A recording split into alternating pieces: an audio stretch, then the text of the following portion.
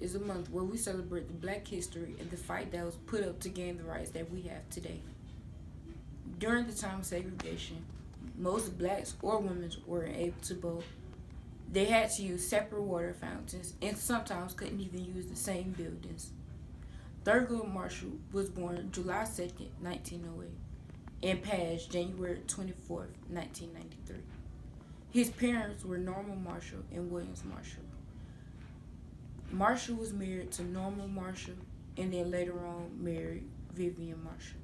He was the father of Thurgood Marshall Jr. and John Marshall. He then went on to gain his education from Frederick Douglass High School, then going on to Howard University of Law and Lincoln University. After graduating from Howard University of Law, he opened up his own practice in Baltimore.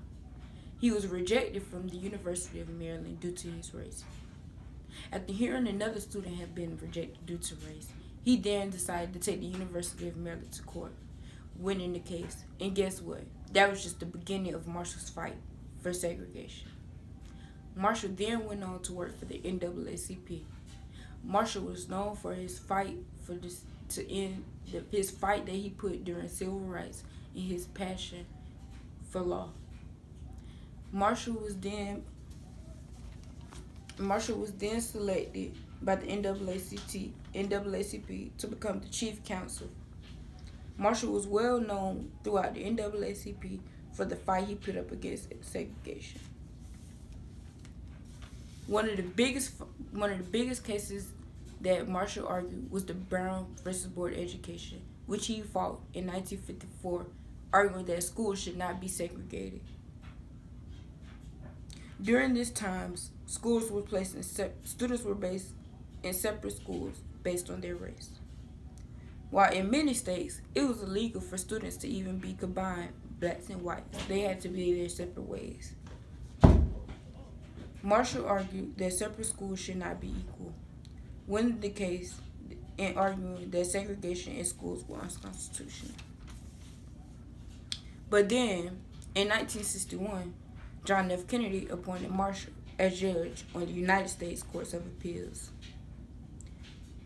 He served this position until 1965, when he became the Solicitor General. Marshall was nominated in 1966 by President Johnson for the Supreme Court.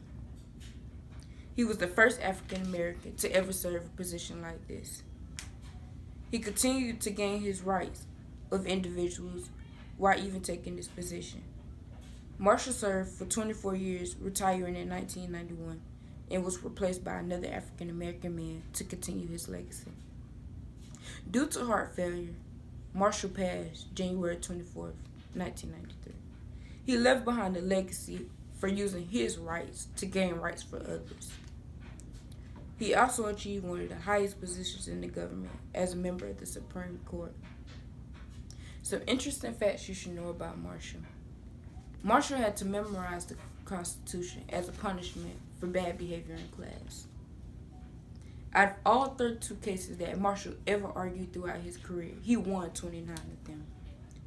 Marshall changed his name in second grade because his original name was too long to write, Thurgood Marshall being his original name.